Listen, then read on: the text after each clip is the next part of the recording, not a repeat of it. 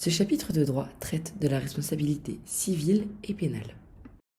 En droit, nous distinguons différents types de responsabilités, mais la responsabilité étant toujours l'obligation de répondre de ses actes et d'en assumer les sanctions et les réparations. Donc les deux types de responsabilités que nous allons retrouver le plus fréquemment seront la responsabilité civile, donc c'est une responsabilité qui sert à réparer le préjudice causé en dédommageant la victime sur des dommages qui sont plus ou moins importants. Et enfin, la responsabilité pénale, donc qui est engagée lorsque la personne commet une infraction, donc un délit ou un crime, et qu'elle va troubler l'ordre public.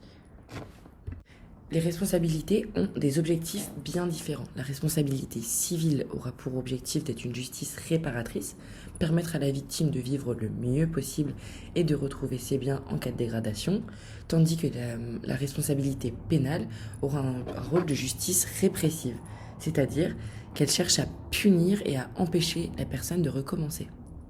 La responsabilité civile se décline en deux parties. Donc, la responsabilité civile contractuelle, donc c'est celle qui est engagée lorsqu'une personne ne respecte pas ses obligations de contrat et qui va causer un dommage au second parti. Et la responsabilité civile extra-contractuelle, celle qui intervient lorsqu'il n'y a pas de contrat entre la personne dommagée et la personne qui cause le dommage.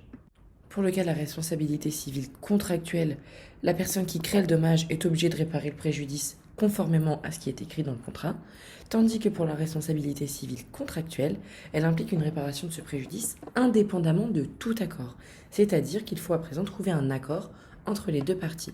Nous pourrions illustrer la notion de responsabilité contractuelle comme par exemple une personne qui loue un appartement à un second individu, l'appartement n'est pas aux normes, l'individu qui loue l'appartement se blesse à l'intérieur, donc on fait donc jouer la responsabilité contractuelle car les deux personnes sont liées par un contrat.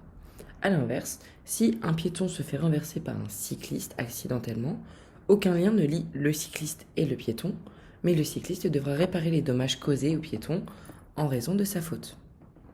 La responsabilité civile est majoritairement mise en face de 4 dommages. Donc, dans un premier temps, les dommages matériels, donc ça va être une atteinte au bien ou à la propriété en général d'un individu. Donc par exemple une voiture accidentée, une maison endommagée, etc. Le dommage corporel, donc ça va être une atteinte à l'intégrité physique, blessures, fractures, etc. Les dommages moraux, c'est-à-dire un préjudice lié à la souffrance psychologique ou une atteinte à l'honneur et à la réputation de la personne. Donc, par exemple une dépression après un accident, de la diffamation, etc. Et enfin, le préjudice écologique.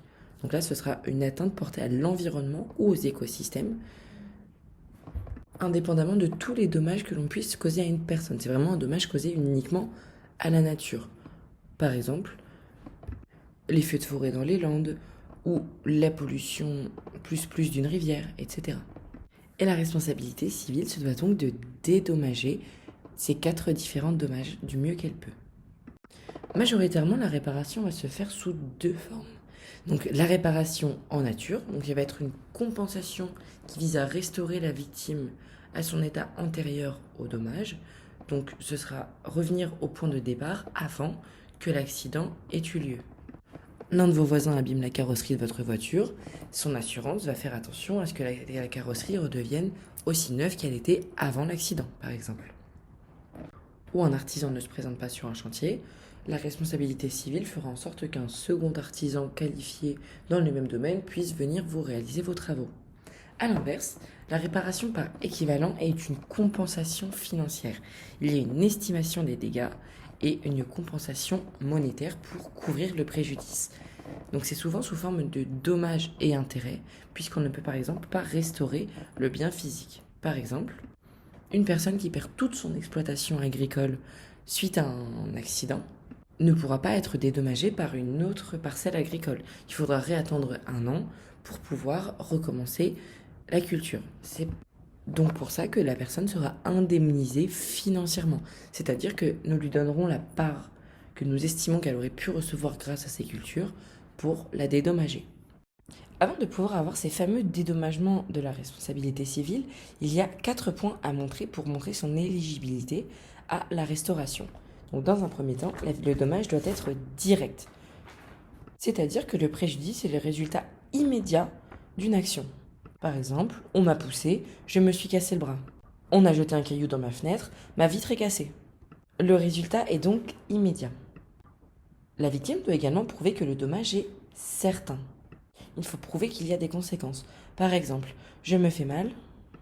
Lors d'une agression, je vais prouver le caractère certain du dommage par les frais médicaux occasionnés par mes blessures. On est donc certain que le dommage m'est arrivé. Ensuite, le troisième point est le fait que le dommage soit personnel, c'est-à-dire que le dommage va toucher directement une personne et qu'elle affectera soit sa santé, soit son bien-être.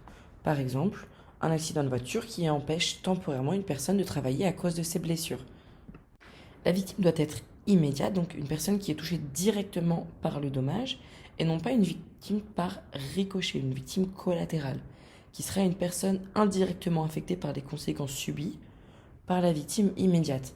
La responsabilité civile fonctionnera pour la victime qui sera nommée victime immédiate. Et enfin, le quatrième point, le dommage doit être légitime, c'est-à-dire que le préjudice est reconnu comme valide et justifiable. Par exemple, une souffrance morale suite à de la diffamation fonctionne. A l'inverse, si votre voisin décide de repeindre la façade de sa maison et que vous détestez la couleur, ce préjudice ne sera pas considéré comme légitime, même si ceci vous gâche la vue. Donc l'objectif de ces critères est de garantir que les atteintes justifiables donnent droit à des réparations. Donc l'objectif, ce sera de protéger les victimes et de conserver un équilibre dans les relations sociales et juridiques. Il est important que le dédommagement soit proportionnel aux dommages subis par la victime, ni trop, ni pas assez. Et le caractère privilégié des réparations doit être souligné, ce qui explique les 4 clauses pour se faire dédommager, car ceci évite que tout le monde puisse se faire dédommager sur n'importe quel point du quotidien. Pour pouvoir être indemnisé, les victimes doivent avoir une assurance, c'est-à-dire un contrat entre un organisme qui s'engage à nous dédommager en cas de sinistre ou de dommage, à condition que nous versions une cotisation de manière régulière, c'est-à-dire donc un montant qui sera versé régulièrement par les adhérents à cette assurance pour pouvoir dédommager les autres personnes en cas de besoin. C'est-à-dire chacun met un petit peu dans le pot et en cas de souci, le pot est redistribué proportionnellement aux besoins de chacun.